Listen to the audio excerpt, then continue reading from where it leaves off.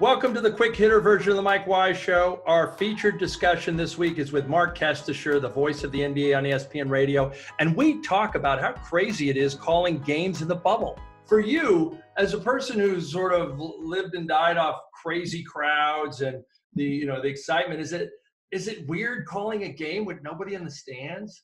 It's very strange. The strangest part, Mike, is 4 minutes before a game, right before the players come out to do layup line, there's nothing in the building. Sometimes there's no music, and you're like, Game 7 of the first round is 4 minutes from getting underway. This is so odd. Yeah. And then take it to the end of the game where, the Nuggets won in Game 7, right, beating Utah with that crazy finish. Yeah. And the next night we had Houston and Oklahoma City, and it's all excitement. TV goes, to studio. Radio finishes we go to studio, take off the headsets.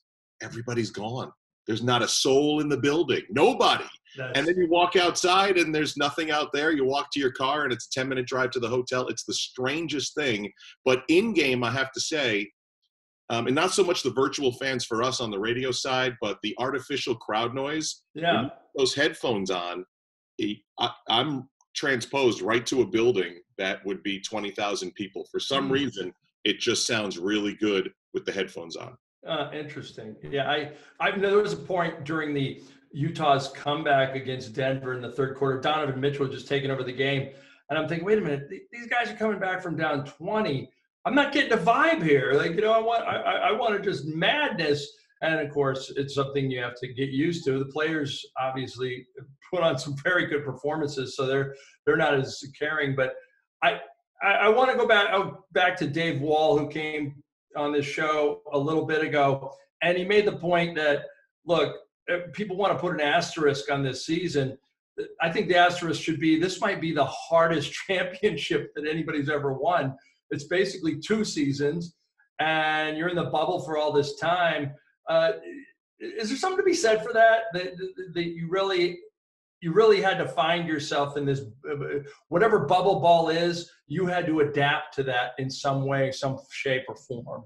I agree with that a lot on many points. One being, as you mentioned, with the fact there's no real fans here. I give so much credit to the players because as a broadcaster, and I would think even more as a player, you get so much energy off those crowds. So here in the bubble, you have to create that energy.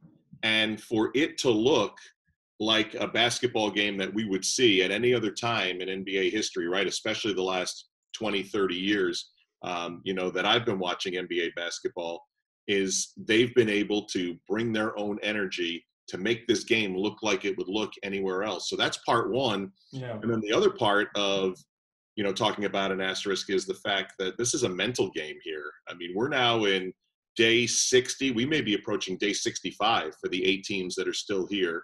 Some are finally getting their family here in the second round. Not everybody, has brought their family. So they're getting, wives and girlfriends and children here. And to last, think about those 2 teams that'll go to October, whatever it is, 10th, 15th. We go 6-7 games. I mean, you're talking, I think it's 20 weeks, right? When it's all said and done. Yeah. And look, here at the media hotel, we have some ability, like I said earlier, to move here and there.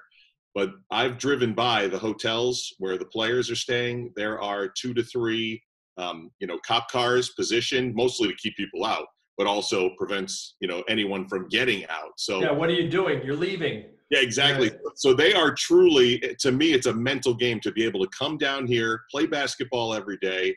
And then theoretically, I don't know how the schedule is going to end up working out, Mike, but you saw Jamal Murray after they won Game 7. He had no clue they were playing in 48 hours. Yeah, that's great. and they may have to go every other day. And, the schedules are usually elongated. Yeah. So you have a little bit of built-in rest. This is going to be a mental and physical grind all the way to the end. If you'd like to hear more from Marc Kestecher of ESPN Radio, check out the full version of the Mike Wise Show from Pure Hoops Media. Stay pure.